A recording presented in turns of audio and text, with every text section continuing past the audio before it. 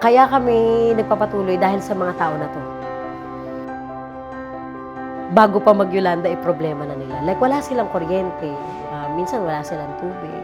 Kung yung advokasya mo naman, magkaroon ng kuryente ang maliliit na komunidad, tulungan sila ng gobyerno, mahanap nila yung mga alternatibong paraan. Tapos may capacity tayo, di tulungan natin, di ba?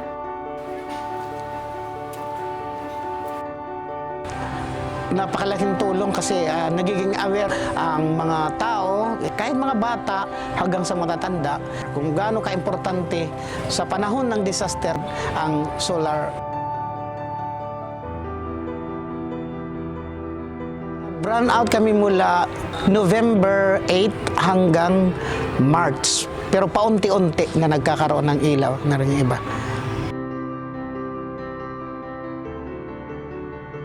Yung panahon na yon, iba-iba ang ginagamit ng mga tao eh. Mayroong solar lamps, mayroon ding petrolyo, mayroon gasera.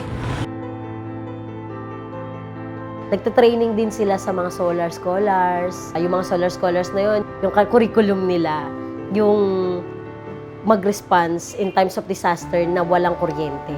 Diba? Na walang kuryente in times of disaster, kahit lindol, bagyo, meron silang tech pack. Yun yung pinag-aaralan nilang i-assemble, paganahin, i-troubleshoot, gano'n.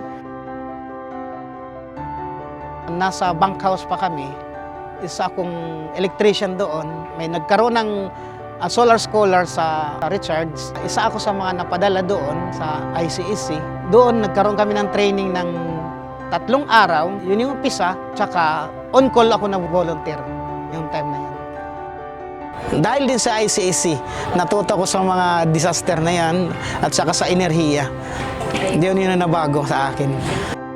Tinuturo din namin kung paano siya gamitin ng maayos at para hindi siya masira kaagad. Sa aking mga student, tinuturo ko pa rin sa kanila yan.